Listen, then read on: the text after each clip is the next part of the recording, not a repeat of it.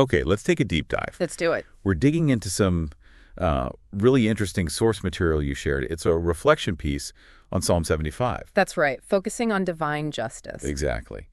And our mission, really, is to unpack what this psalm, through that reflection, tells us about God as judge. And maybe more importantly, how it speaks to that, that very human frustration when the world just feels wrong, unfair. Oh, absolutely. You sent these sources, so you get it. Yeah. Sometimes, maybe often, it just feels like the dishonest people, the manipulators, they're the ones getting ahead. While people trying to do the right thing are, well, struggling. Yeah, it's tough. And this source material goes right at that feeling, that tension. It's a tension I think everyone recognizes. That reflection piece really nails it. The feeling that injustice isn't just there. Sometimes it feels like it's winning. Right. You look around, and it seems like cheating works, and integrity maybe doesn't.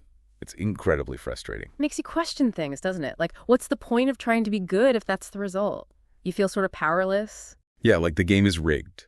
And that is where the source brings in Psalm 75. It presents it as not just some old text, but a direct answer to that exact feeling. An answer. How so? The core message, according to the source, is crystal clear. God! He's the real judge, the ultimate one. Okay, God is judge. But, the immediate reaction when you're feeling that injustice is, okay, so where is he? Why isn't he stepping in now? And that is the absolute heart of it, according to the source, the big insight. It's not that God isn't seeing it or isn't going to act. That's about timing. Exactly. The source hammers this point.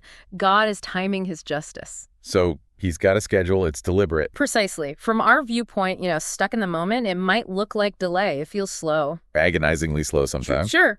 But the source is really strong on this. Delayed, maybe, but never denied. And here's the kicker. When he does act, his justice isn't just like a slap on the wrist. It's right. It's fair. And final. And absolutely final. Game over. Scales balanced. Right. Fair and final. That leads us straight to that key verse the source pulls out. Psalm 75, verse 2. Yeah. At the set time that I appoint, I will judge with equity. At the set time I appoint. Okay. That emphasis on I, it's God's sovereignty, his control over the when.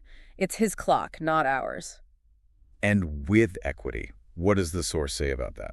Equity here means, perfect fairness. Yeah. Complete impartiality. It's a justice that really makes things right down to the last detail. From his perspective, flawless. Okay, so if we take that seriously, God's perfect timing, his perfect fairness, what does that actually mean for you, the listener, when you're facing down some injustice today? Well, the source highlights a couple of big things. First, it means you can let go of that crushing weight. The weight of feeling like you have to fix everything. Exactly. That feeling that you personally have to right every single wrong you see. It's exhausting. Impossible, really. So recognizing God as judge shifts that burden. It puts it where it belongs on the one who can actually handle it. And second... Or frees you up. Yes, it frees you up to just keep living faithfully, keep doing the right thing, even when it doesn't seem to pay off right now. Because God sees it. He sees it. He sees the integrity. And the source insists he will honor that trust in his time. It's fuel to keep going then. Definitely. An encouragement not to give up on your values because they do matter in the long run in God's economy. Okay, let's dig into the psalm itself a bit more, verse by verse, as the source lays it out. It starts with verse 1, which is, what's Thanksgiving? Yeah, kind of surprising maybe. We give thanks to you, O God. We give thanks for your name is near. We recount your wondrous deeds. Starting with gratitude. Right. Acknowledging who God is, his presence, his past actions. It sets the foundation. Then, bam, verse 2, the core message we just talked about. At the set time, I will judge with equity.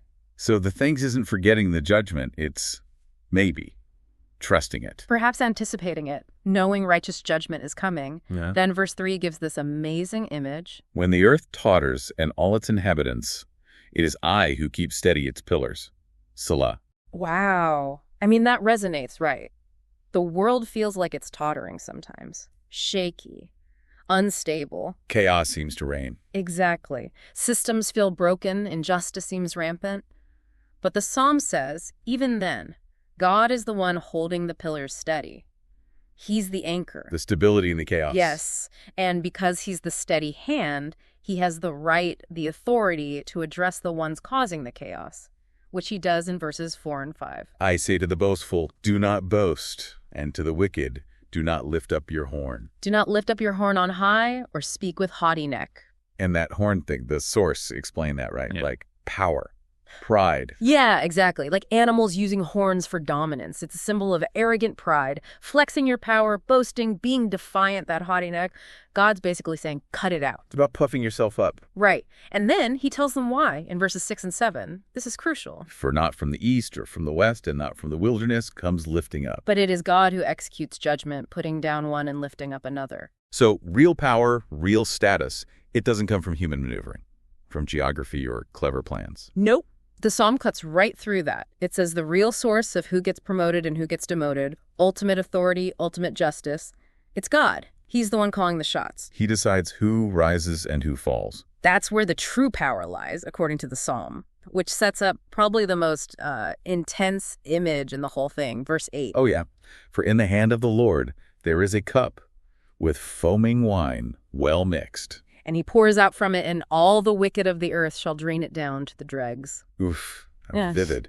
The cup of wrath. It really is. Foaming wine, well mixed, suggests it's potent, pure judgment, undiluted. And having to drink it all, down to the dregs, the gritty stuff at the bottom. Yeah, it pictures a complete, unavoidable final consequence, no escape, total judgment for wickedness. Heavy stuff. But then, after that really sobering image, the psalmist switches back in verse 9. Right back to praise. But I will declare it forever. I will sing praises to the God of Jacob. So knowing this judgment is coming leads to praise. For the psalmist, yes. It seems the certainty of God's justice, his faithfulness in dealing with evil, is actually a reason for praise. It's aligning yourself with his ultimate victory. And then the ending, verse 10, it just summarizes that final reversal, doesn't it? Perfectly. All the horns of the wicked I will cut off, but the horns of the righteous shall be lifted up. Cut off versus lifted up. Total contrast. The arrogant power, the pride of the wicked gone, snipped off.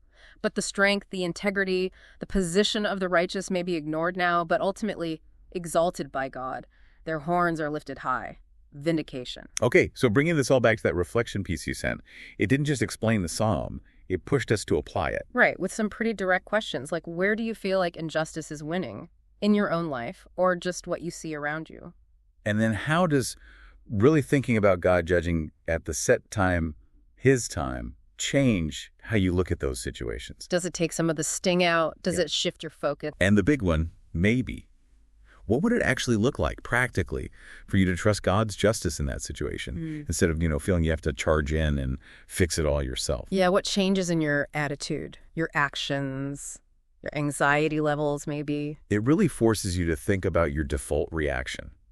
Is it frantic effort, or is it resting in God's control while still acting rightly? Resting, but not passively, right? Still living faithfully. Definitely. So the big takeaway from Psalm 75 and the reflection. I think it's that powerful perspective shift. The world might look chaotic, unfair, like evil is thriving. But appearances can be deceiving. Because God is in control. He is the judge. Right. And his justice is coming. Perfectly timed, perfectly fair. In knowing that, it can lift that huge burden, right? The need to fix everything ourselves. And absolutely can. And it empowers you to just keep going, keep living with integrity, trusting that it's seen and it matters. Okay, let's leave you with a final thought to chew on. Something drawn right from the core of this psalm, based on the source.